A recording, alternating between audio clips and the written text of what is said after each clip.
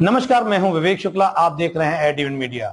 आइए नजर डालते हैं आज की खबरों पर। आज उन्होंने ईवीएम का मुद्दा छोड़ दिया और मतदाता सूची के मुद्दे पे आ गए।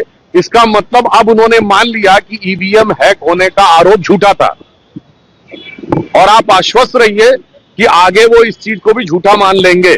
और मैं एक बिंदु और कहना चाहता हूं, ये एक सोची समझी खतरनाक साजिश का हिस्सा है कि भारत की हर व्यवस्था के बारे में भ्रम पैदा करना।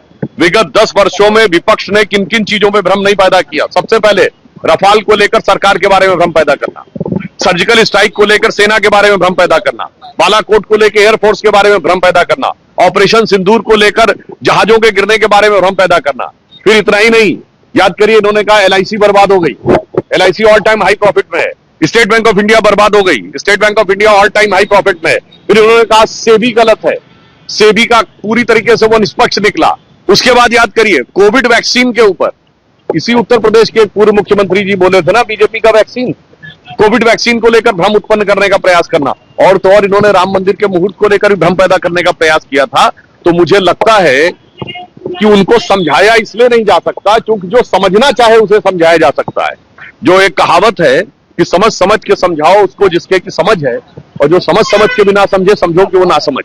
ममता बनर्जी ने कह दिया है पश्चिम बंगाल में आप एफआईआर को बढ़ाने के लिए ममता बनर्जी जी ने 4 अगस्त सन 2005 को भारत की संसद में बांग्लादेशी घुसपैठियों के मुद्दे का विषय 14 मिनट में 22 बार उठाया।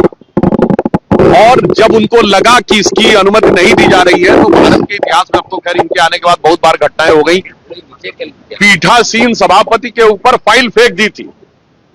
आज ममता जी को क्या हो गया?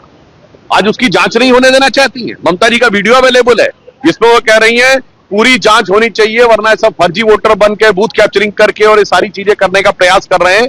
तो ममता जी का डर समझा जा सकता है, क्योंकि आपने देखा है एक दौर था यूपीए का शासनकाल में जब भारी संख्या में बांग्लादेश से घुसपैठिए यहां आते थे। मैं कोट कर रहा हूं, सन 2005 में असम के गवर्नर एसके सिन्हा साहब ने कहा था कि प्रतिदिन 5000 लोग भारत में घुसपैठ करते हैं। और इस बार आपने देखा है पश्चिम बंगाल की सीमा पर बांग्लादेश जाने वालों की लाइन लगी हुई है, और उसमें से कईयों ने स्वीकार किया कि वो कई बार यहां वोट भी डाल चुके हैं। तो बहुत साफ समझ में आ सकता है।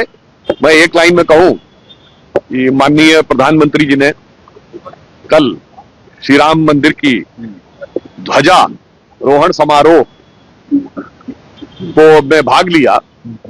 तो एक तरफ हम हैं जो धर्म ध्वजा संरक्षक हैं और दूसरी तरफ विपक्ष है जो घुसपैठिया संरक्षक है। सपा के सांसद को आप लोगों ने नहीं बुलाया, इसको लेकर भी हो रही है।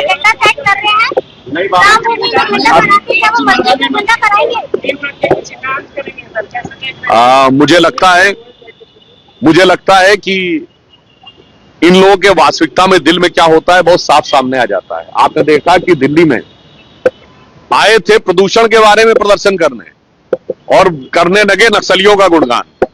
उसी प्रकार ये सेक्युलरिज्म का आवरण ओढ़े हुए ये तथा कथित बाबरी मस्जिद की बात करने वालों से मैं पूछना चाहता हूं, कोर्ट ने तो हमेशा उसको डिस्प्यूटेड स्ट्रक्चर कहा, विवादित ढांचा। ये बाबरी मस्जिद शब्द कहां से आया? और मैं याद दिलाना चाहता हूं 1857 में अवध को कैप्चर करने के बाद ब्रिटिश टाइम की जो पहली ऑफिशियल एफआईआर है उसमें उसके लिए मस्जिद जन्म स्थान लिखा है, और वहां के मुतवली ने खुद साइन करके लिखा है नवंबर 1858 में फैजाबाद के थानेदार को कि 25 निहंग सिखों ने आके कब्जा कर लिया है मस्जिद जन्म स्थान पर। तो मैं उनसे पूछना चाहता हूं, मस्जिद थी भैया, तो जन्म स्थान किसका था? और मैं एक और बात कहना चाहता हूं कि जो लोग ये ख्वाब पाल रहे हैं उन्हें याद रखना चाहिए कि अब एक बात तो बहुत साफ हो गई कि इन लोगों के मन में सकारात्मक बात कोई नहीं है। 5 एकड़ जमीन जो मिली हुई है मस्जिद के लिए, राम मंदिर बन के तैयार हो गया, ध्वजा पताका भी फहरा गई, उसमें मस्जिद में क्या हो रहा है? वो नहीं करना है और दिल में बाबरी के अरमान है। ये दर्शाता है कि तृणमूल कांग्रेस और विपक्ष के मन में जो कट्टरपंथी वोटों के साथ समझौता है, उस कारण से मैं एक शब्द में कहना चाहूंगा, ये लोग कहते हैं भारत में सेक्युलरिज्म खतरे में है। नहीं, सूडो सेक्युलरिज्म की वजह से भारत का भविष्य खतरे में है।